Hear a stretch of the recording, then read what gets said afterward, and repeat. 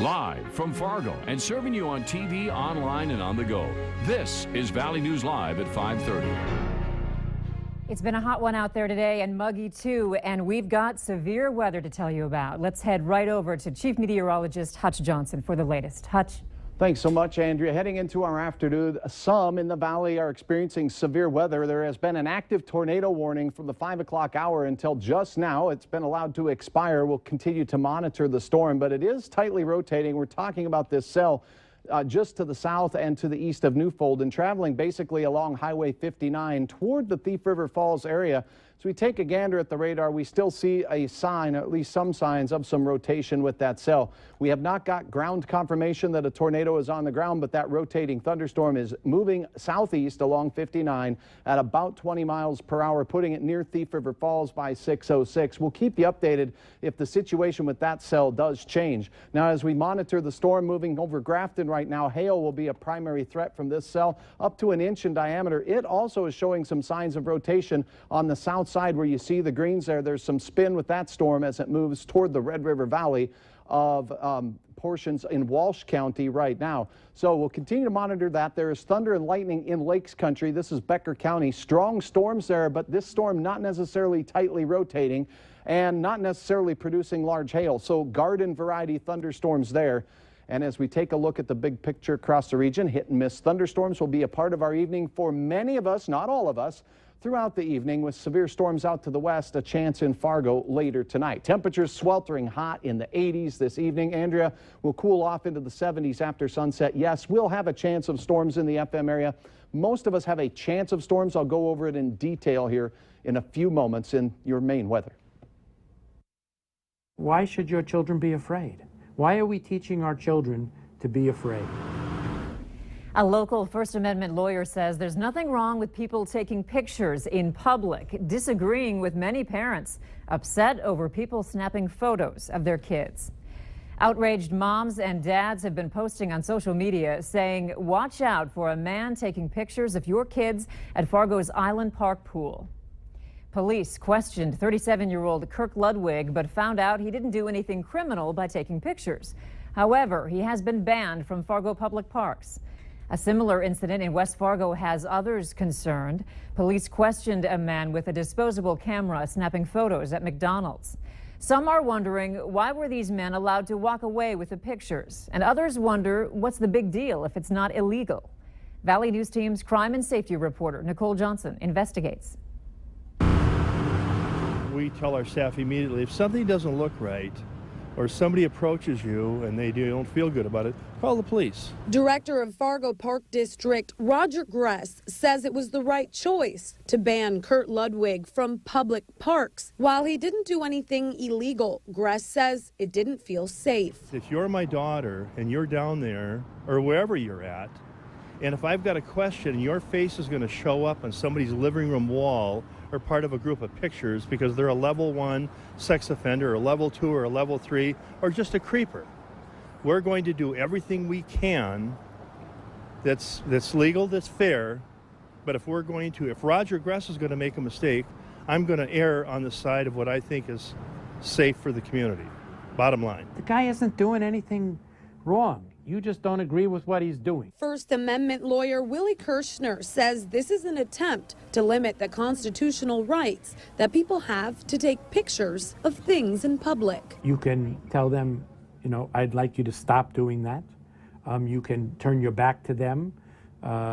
If all these parents are so worried, they can try and stand between the man with the camera and their children. But why should your children be afraid? Why are we teaching our children to be afraid? Kirschner says the people sharing Ludwig's picture on Facebook are wrongly thinking he's a criminal. If they don't look right, Nicole, we call the police and we leave it up to them because they're the professionals. For Gress, he says he's trying to protect kids. Nicole Johnson, Valley News Live.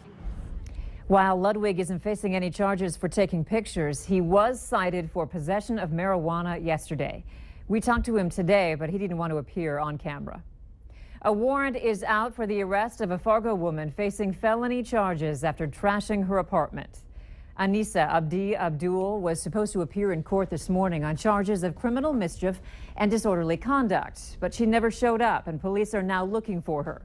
We had the only news crew on scene as Abdul was being evicted last month. Cass County Sheriff's deputies and Fargo police were called to make sure she left the building. We talked with the owner of the apartment building at the courthouse, and he says he's added up more than $13,000 in damages already. Coming up tonight at 6 o'clock, Valley News Team's Bradford Eric discovers this isn't Abdul's first run-in with the law regarding disorderly conduct. The West Nile virus has made its way to Grand Forks. 2 pools of mosquitoes collected today have the virus, according to Grand Forks Mosquito Control. The cities of Grand Forks and East Grand Forks are urging people to take extra precautions to avoid being bitten. The health department recommends people use insect repellent that contains DEET. Limit outdoor activities between dusk and dawn when mosquitoes are most active. Wear long pants and long sleeve shirts when possible, and eliminate standing water around homes. And North Dakota has its first confirmed case of the West Nile virus. According to the North Dakota Department of Health, the patient is a female in her 40s from McLean County. Ebola isn't out of sight yet. Today, the Minnesota Department of Health released a report stating 11 people were being monitored for possible exposure. 10 of those were categorized as low risk, meaning they were in an area where Ebola transmission occurred but did not have direct exposure to an infected person.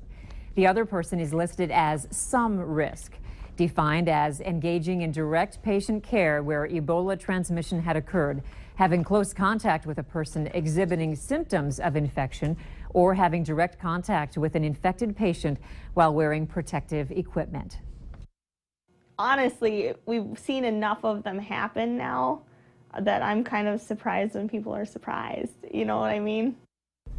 More and more people are falling victims to data breaches. Just last week, we told you the North Dakota Workforce Safety and Insurance server was hacked. The company handles workmen's comp in the state. More than 50,000 WSI reports, including names, social security numbers, and other sensitive information, were breached. Valley News Team's Ashley Bishop found out what important steps you should take after being compromised. This letter is arriving in mailboxes across the state telling people to beware. Hackers access WSI data. WSI officials say there is no evidence that hackers moved or duplicated any data. But if you are impacted by any breach, you should take action. You won't really know until something happens what information somebody has or how they're using it. So to me, the way this is reading, they're going to want to monitor it. People can pay to have their credit reports monitored or do it yourself free, like at annualcreditreport.com. WSI says they have contracted with All Clear ID for 1 year to provide services for those affected. Kilbers says people should take advantage of what assistance companies offer and find out what they are offering. So it doesn't specifically say that they're going to monitor the credit for them, because it says down here they recommend employees monitor their credit report. Okay, so find out what they're offering. Find out the specifics of what they're offering, whether or not they're just offering to help clean it up after there's an issue, or if they're offering some kind of monitoring. In addition to monitoring your credit and accounts, you can visit the Federal Trade Commission identity theft website. They offer step-by-step information on what to do if your information is compromised. Kilbur also recommends people look at their credit report multiple times a year and look for unusual activity. It's important not to just pay attention to your credit or your accounts just when you hear about this stuff happening, but all the time. She says your compromised information can be used years later. In Fargo, Ashley Bishop, Valley News Live. Killebrew says finding out your information was compromised can be confusing, but taking proactive steps to monitor it is the best way to deal with the aftermath. For the second time in a month, someone aimed a handheld laser at a plane's cockpit over Fargo. Police say the plane was 8 miles southwest of Hector International Airport last night when the pilot reported the incident to the airport's control tower just after 10 p.m.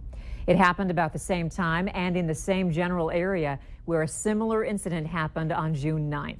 Searches of the area have not turned up any suspects. Family and friends are honoring a teen by supporting the United Way school supply drive. Srijan Lala was a Fargo Davies High School student who died in a car crash in Fargo this past December. Memorials from his funeral were given to United Way to help purchase school supplies for kids. A friend of Srijan says she and his family couldn't think of a better way to remember him. The United Way was my idea. I had heard a lot about the backpack drive, and the first thing I thought of is we need to donate to a place that supports education because it was just such a huge part of Srijan's life. Friends will be donating their time stuffing backpacks for the drive on his birthday on the 29th. Still ahead tonight, they're essential for many of our plants and our food. Hear about the research being done in the valley to better understand bees. A severe thunderstorm warning continues for our viewers south of Grafton now, moving toward Minto. Hail upwards of 2+ inches in diameter heading your way. Batten down the hatches. I'll have your hour-by-hour forecast coming up right after this.